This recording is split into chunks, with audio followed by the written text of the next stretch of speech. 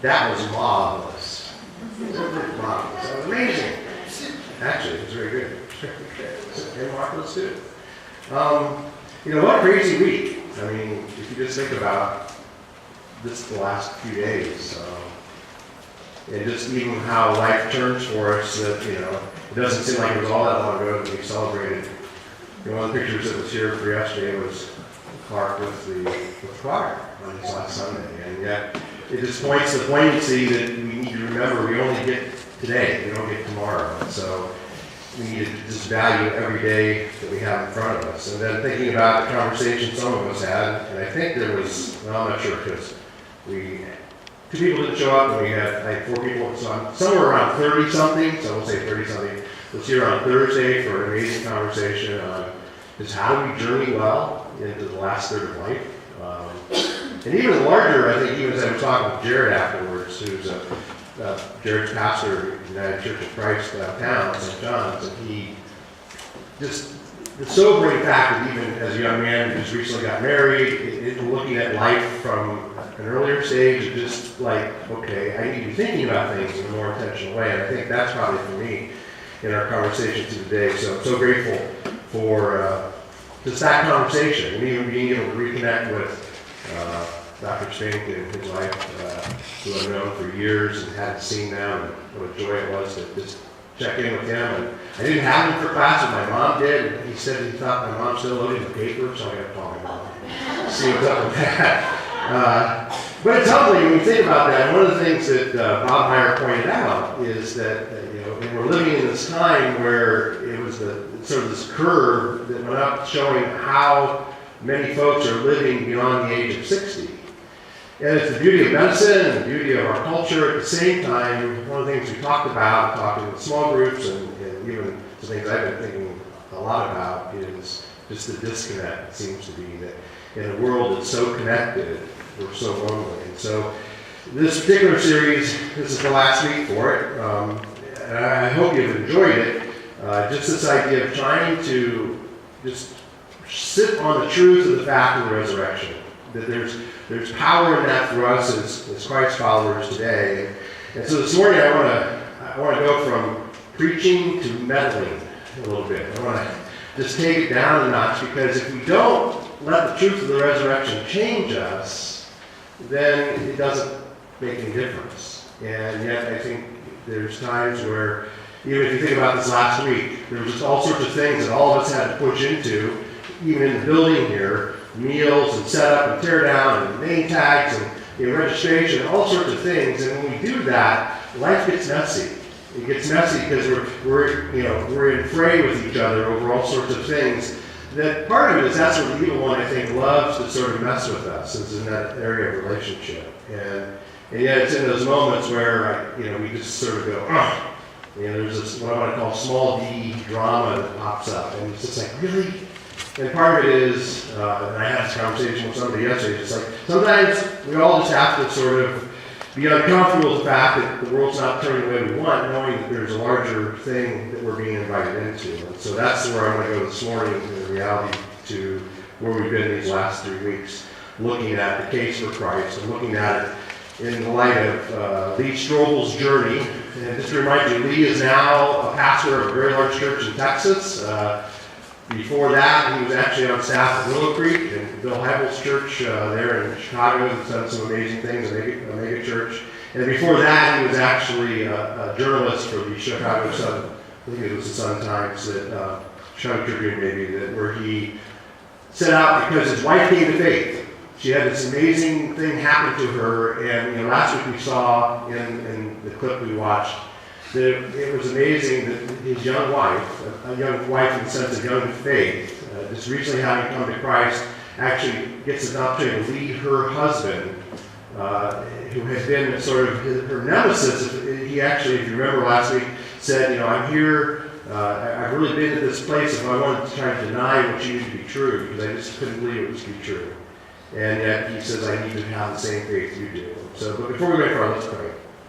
God, I thank you for what you continue to do in our lives. I continue to pray for just each of us as we lean into what you have for us, knowing that each of us this morning came into the building with all sorts of stuff.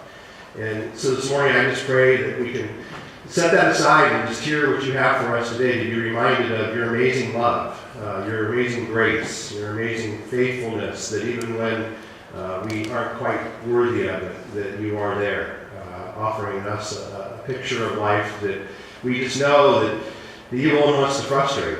And so in those moments as your people this morning, we just pray that we sense your desire for us in that you want us to live into a purpose that's larger and bigger and more amazing than anything we can possibly imagine.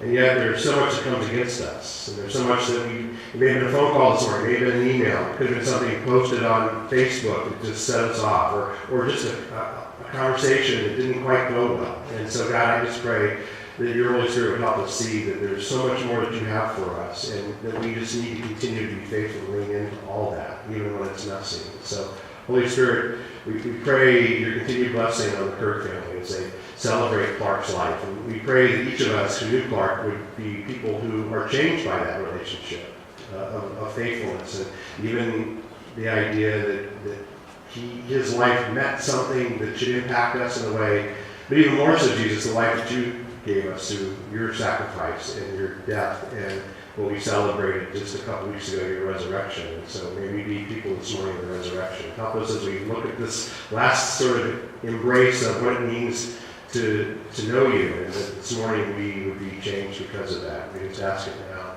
for the Holy Spirit to come and sit with us, and we just pray it in your most precious name. And all God's people said, Amen. Amen. Yeah, so I want to look at the greatest sermon ever. We know it's the Sermon on the Mount. And I want to look at just a few verses out of that. Matthew 5, if you've got your worship notes, you can follow along. It'll be on the screen. Jesus says, "You are the salt of the earth. But if the salt loses its saltiness, how can it be made salty again? It is no longer good for anything, except to be thrown out and trampled underfoot. You are the light of the world. A town built on a hill cannot be hidden. Neither do people light a lamp and put it under a bowl. Instead, they put it on its stand, and it gives light to everyone in the house. In the same way, let your light shine before others, that they may see your good deeds and glorify your Father in heaven." So, what did Jesus mean in this passage? Well, here's what I think he was saying. He says, if you're a follower of mine, if you're going to follow me, I want you to live lives that are salty. I want you to live lives that make people thirst for God. I want you to live lives that shine my light and grace and love and hope and compassion into dark places. But the question we have to wrestle with this morning is, what does that look like in the 21st century? What does it look like today in 2017 in Mansfield, Ohio, in this building on this morning for each of us? I mean, we've talked a little bit about this over the last few weeks, is that once we have believed and received the life of Christ to become his follower and his child, what does it mean for us then to be stronger salt and brighter light as we live out and explain the good news of Christ to others?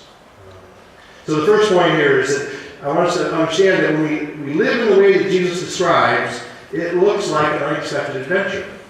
I mean, he's going to mess with us. We're going to be invited into a road trip that we're not quite sure what all it's going to entail. I mean, even Thursday, as we leaned into the conversation of journey to the third stage of life, this pilgrimage thing. I don't know how many of you saw, but there were, I think, 3 different families that came in to receive the generosity of our pots and pans. And I couldn't help but see one of the families was actually a young dad with the woman in his life. I don't know whether they're married or what their story is. But it was interesting is as soon as they pulled in, and I could tell he was a little embarrassed to walk into the building because he was asking for, do you have a minister here for prostitutes? It's like, yes, we do. And I noticed that as he walked in, that immediately the child, the young boy, probably 5 or 6 years old, made a beeline for the swing set because it's there. Which is those things that I think we take for granted, and we walk in here every week, and I'm just not sure we understand what a gift that is to the community. And so this is just a plug to be reminded that in a couple weeks on Saturday, we could use your help as we sort of spruce the place up, including pulling some weeds and maybe putting down some mulch in that playground. It gets used by people that we may never see in the building, but really can be a blessing.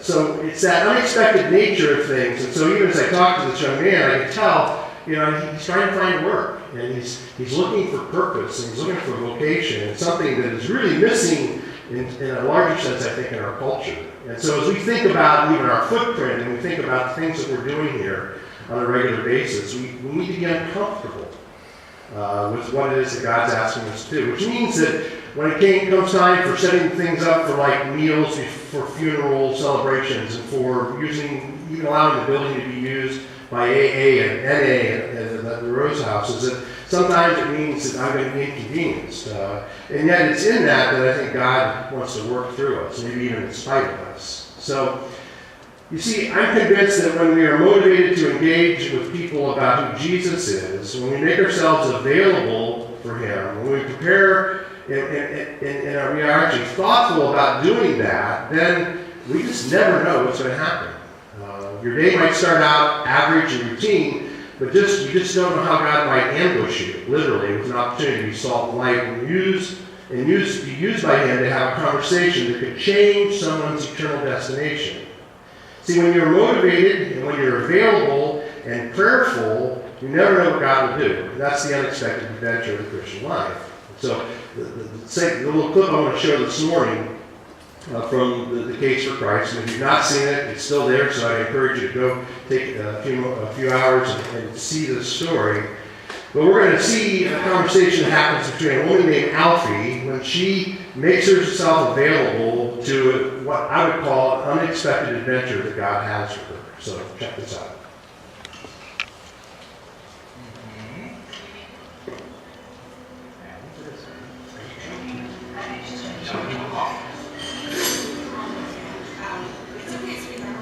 Okay, stay calm. Look at that.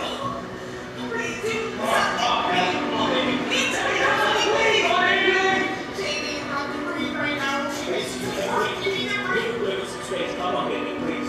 Look at that. Okay, please, you're going to be all right. I love you, sweetheart.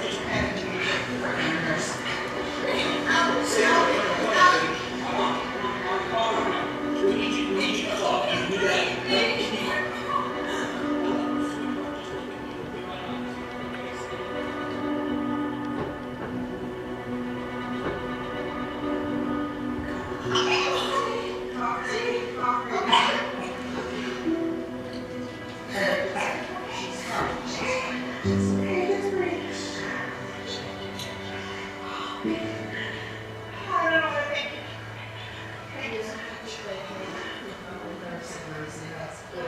She's going to be fine now. We're so lucky. Well, it's no luck. It's Jesus. My husband and I went to the restaurant. Someone told me to be weird. Did you hear that? She said, it's not luck, it's Jesus. We're supposed to, he had dinner here, but we did. You see, it's in those moments, I mean, you can see how God took Alfie's availability and used her to impact others. I'm not sure that's what she really had in mind as she went out to dinner with her husband.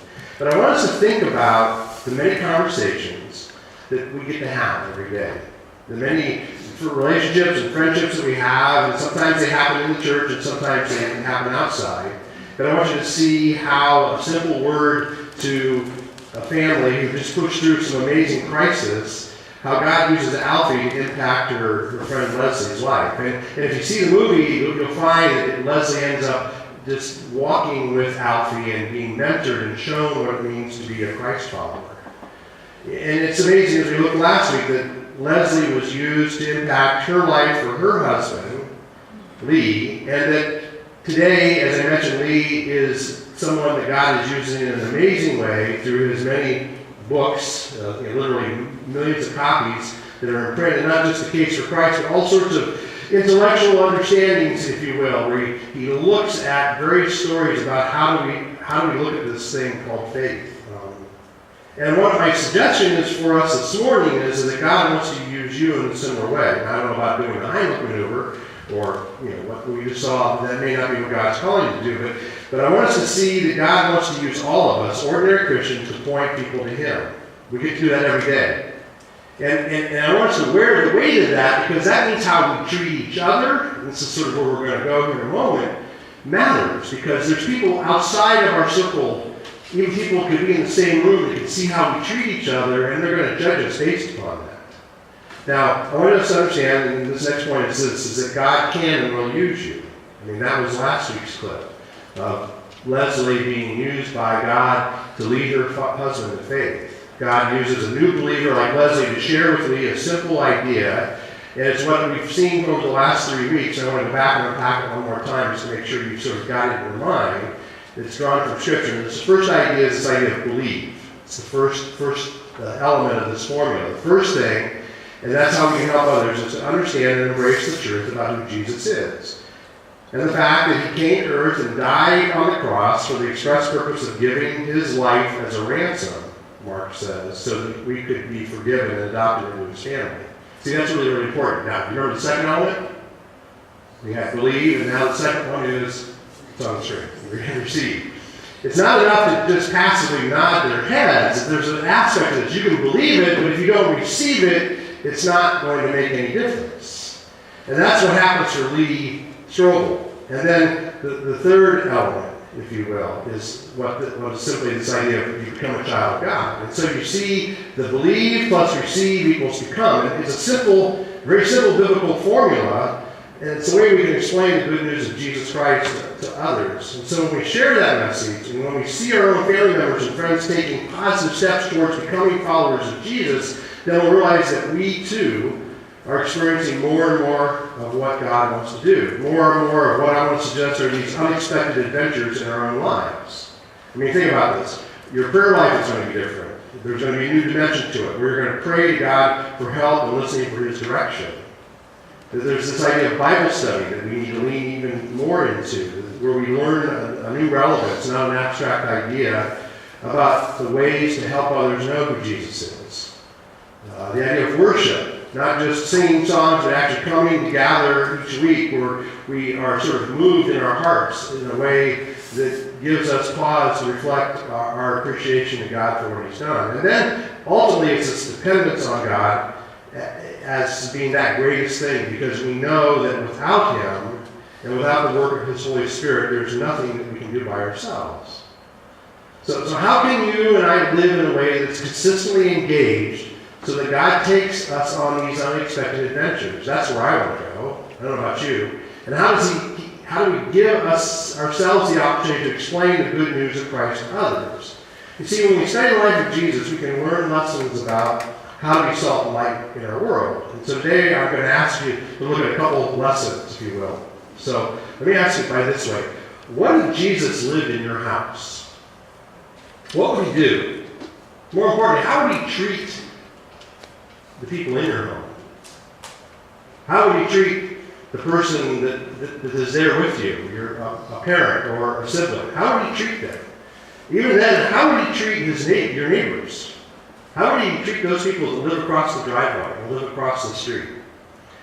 And so I want to unpack this in three different ways and give you some examples of what that might look like. And that's where I think it's going to be meddling, because as I laid this out for myself, it was meddling for me. It wasn't just sort of good words to be encouraged by. It's like, okay, how well am I doing this? And I'll be honest, personally, and even as your pastor, I'm not sure we're doing this as well as we could as a church.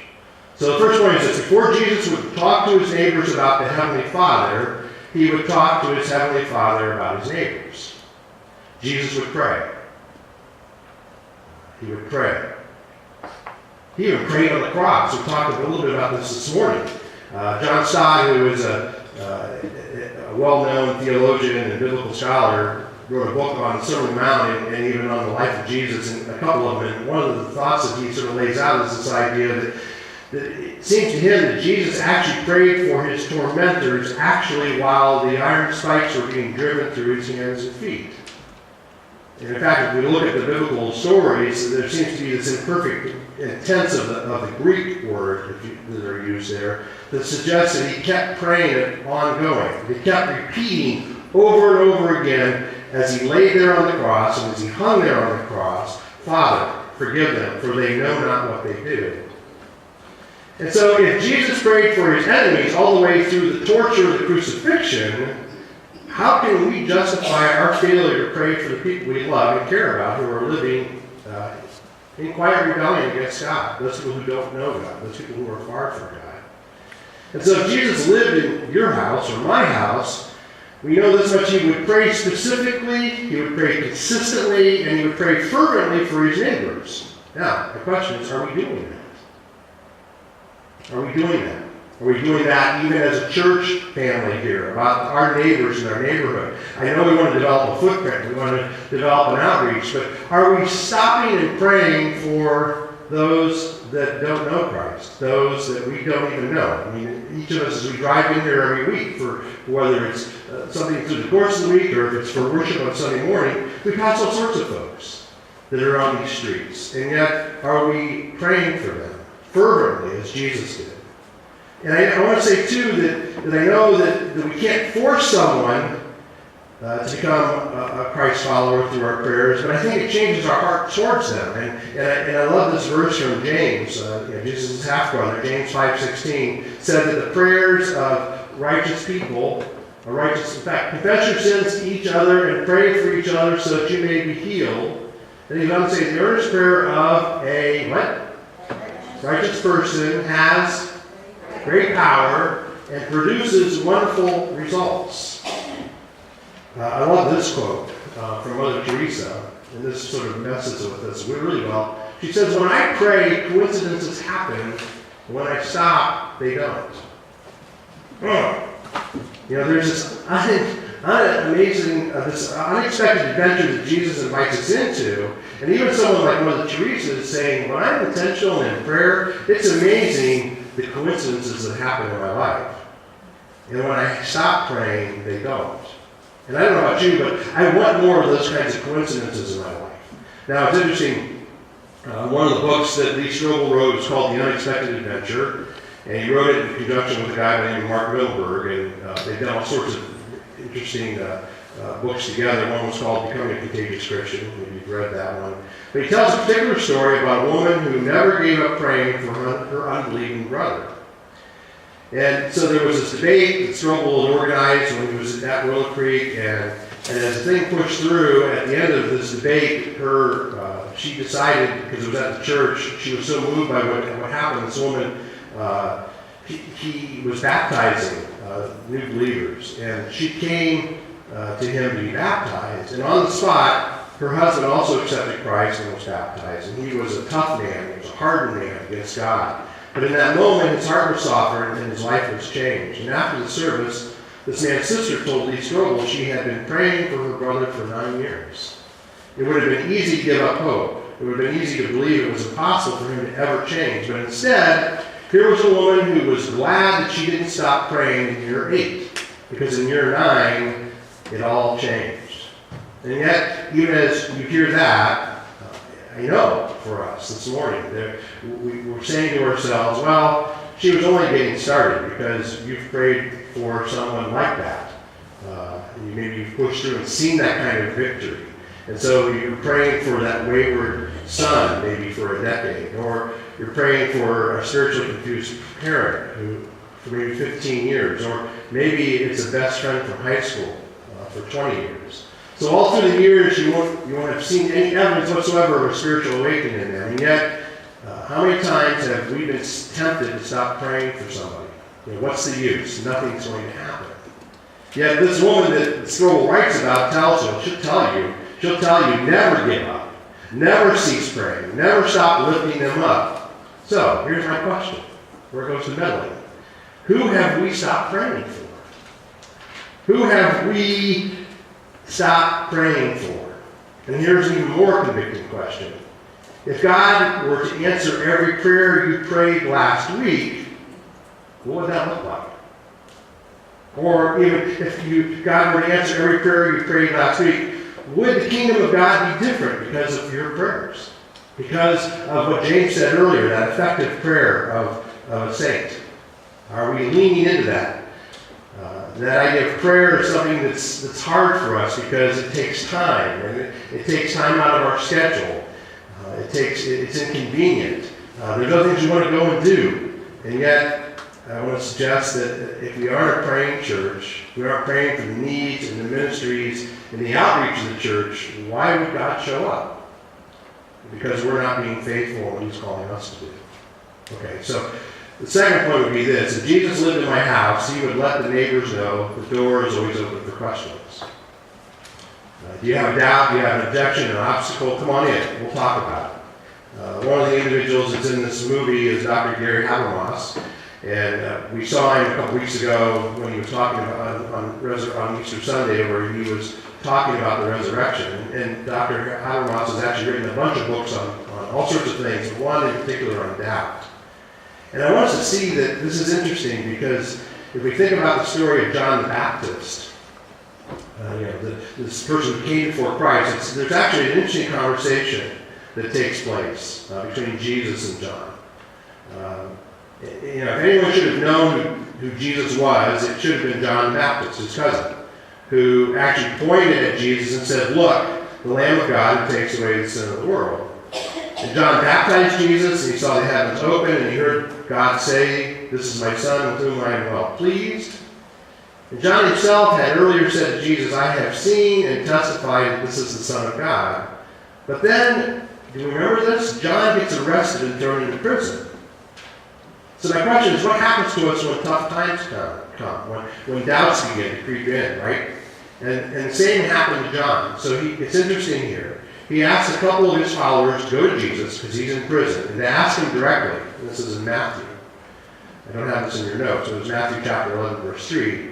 And John sends these men to see Jesus and say to him, just to make sure, John wants to know, are you the one who's come, or should we expect someone else? Because you see, for John the Baptist, he's sitting in prison. And very soon, he's going to literally lose his head because of his faithfulness of serving Christ. And I don't think that's what John thought he was signing up for. Now, what's interesting here is that Jesus, how did he react to this? I mean, John Baptist's friends come and ask him this question. Did Jesus get up angry? He's like, no. Did he reprimand John for his question? No. In fact, here's what Jesus says. Go back and report to John what you have seen and heard. The blind receive sight, the lame walk, those who have leprosy are cleansed, the deaf hear, the dead are raised, and the good news is proclaimed to the poor. In other words, go back and tell John about the evidence you see with your own eyes that convinces you I am who I claim to be. That's Luke chapter 7, verse 22. So, did this incident poison how Jesus looked at John? Did it disqualify John from a role in the kingdom because he dared to ask a question? No, the exact opposite of that. After this incident, Jesus said, these are amazing words, I tell you, among those born of women, there is no one greater than John. Now, it's messy for John, and John, like I say, he's going to lose his life literally for the sake of the kingdom. But you see, we need to understand that the good news is that we have answers we actually have answers to the toughest questions of faith and life. That each of us need to be ready to engage those questions. In fact, the writer of 1 Peter says this, always be prepared to give an answer to everyone who asks you to give the reason for the hope that you have. Do you have hope? But do this with gentleness and respect. And see, that's where the tension is, because sometimes we live our lives in such a way, because of the friction of our lives, that it's hard to do that in gentleness and respect. So, to be salt and light means helping our friends find answers to the questions. And you remember in the first week we talked about the people who have spiritual sticking points, that's holding them back from the journey of God, with God, towards God, like the ones that we laid out. They're not quite sure, or they're sort of sure, but they just need more conversation. And see, that's why we need to be a church that invites those that are spiritually curious into a safe environment where we can engage them and to have questions and to have conversation, to validate them as people, to respect them, to be authentic with them. And see, that's really the third point is that if Jesus lived in your house or my house, he would live out of an authentic faith. Because you see, talk is cheap. Living out an authentic faith takes more than just words. Jesus didn't just say he loved the world, he showed it by being a servant. We have to serve others. Jesus served the blind by restoring sight. He served lepers by restoring health. And in the ultimate act of servanthood, he gave his life to pay for the sins of the world. See, when we sacrificially serve others as Jesus did, it opens up our hearts, otherwise closed to the gospel. So let's go back to this the Sermon on the Mount. Jesus says, "Let your light shine before others, that they may see your good deeds and glorify your Father in heaven." Now, what's interesting here is the word good in good deeds is not about good versus bad. But the Greek there actually means that our good deeds are the word winsome, or the word attractive. That's what it really means. That our lives, the things that we're doing day in and day out, are deeds that are good, that actually will be attractive to those that don't know Christ. So, if Jesus lived in my house, his authentic living would include a compassion radar. What your neighbors need. We've tried to have that conversation here locally, but even if you think about it in your own neighborhood, maybe you have a neighbor who, if you need you just to go run errands for them, or maybe it's a single mom who needs babysitting, or maybe it's a lonely kid who just needs to go out and shoot baskets. Serving those around us is one aspect of living out the authentic faith. And Jesus, we looked at his life, there was a life of consistency, congruency, and it all sort of fit together between his character and his creed, between his beliefs and his behaviors. But the question is, and this is again where it goes to meddling, is what do our neighbors see in us? What do our neighbors see in us? So if your neighbors know you are a Christian, they know that you go to church, they probably have a hypocrisy radar scanning your life. And they're going to look at the things that you post on Facebook, or the things that you say to them, or the things that you don't say by ignoring them. Even as we think about ourselves in this building, week in and week out. What are these folks looking for? Trust me, they're watching out for false piety, the sense of a holier-than-thou attitude, a phony, smiley face that pretends everything is great when it is, it's not. They are looking to see if your life authentically matches your faith. And so my question is, what do they see? What do our neighbors see in us? I don't like that question, but I think it's one that we have to respond to. Going on, another book that, in the same book that Lee wrote called The Unexpected Adventure, there was a title in there, one of the chapters called Representing Jesus. And Lee tells the story of this young woman named Maggie. She's a young woman who was drawn to faith by the lives of people that she was around. She wrote an interesting letter to Lee, and Maggie ended her letter with a poem, and I'd like to just share that. I want you to imagine that Maggie is speaking directly to each one of us, because I think in a sense she is. And so here's what she says. Do you know? Do you understand? Do you understand that you represent Jesus to me? Do you know? Do you understand that when you treat me with gentleness, it raises the question in my mind that maybe he, God, is gentle too? Maybe he isn't someone who laughs when I hurt? Do you know? Do you understand that when you listen to my questions and you don't laugh, I think, what if Jesus is interested in me too? Do you know, do you understand that when I hear you talk about arguments, and when I hear you talk about conflict and scars from your past, I think maybe I'm just a regular person instead of a bad person. No good little girl who deserves abuse. If you care, I think maybe he cares. And then there's this flame of hope that burns inside of me. And for a while I'm afraid to breathe because it might just go out. Do you know, do you understand that your words, those words that you speak are his words? That your face is his face? That his face to me, to someone like me who is broken? Please be who you say you are. Please, God, don't let this be another trick. Please let this be real. Please. Do you know, do you understand that you represent Jesus to me? See, Maggie's story doesn't end with just this poem because God is at work in Maggie's heart. And eventually, Lee goes on to say that she gives her life to Jesus Christ and becomes connected to the church. Now, what's interesting, Lee went on to talk with her by phone about it, and he asked her, he says, but I'm curious about what brought you across the line of faith. What actually brought you to a place that you wanted to become a Christian? What piece of evidence convinced you that the Bible is true? What facts did you uncover that finally established for you that the resurrection was true and real? After all, those were the kinds of intellectual issues that played a big part in leading Lee to faith. Now, what's interesting is Maggie says, no, it wasn't like that for me. Then Lee says, what was it? And it was as if she shrugged over the phone. Well, she said, I just met a whole bunch of people who were like Jesus to me.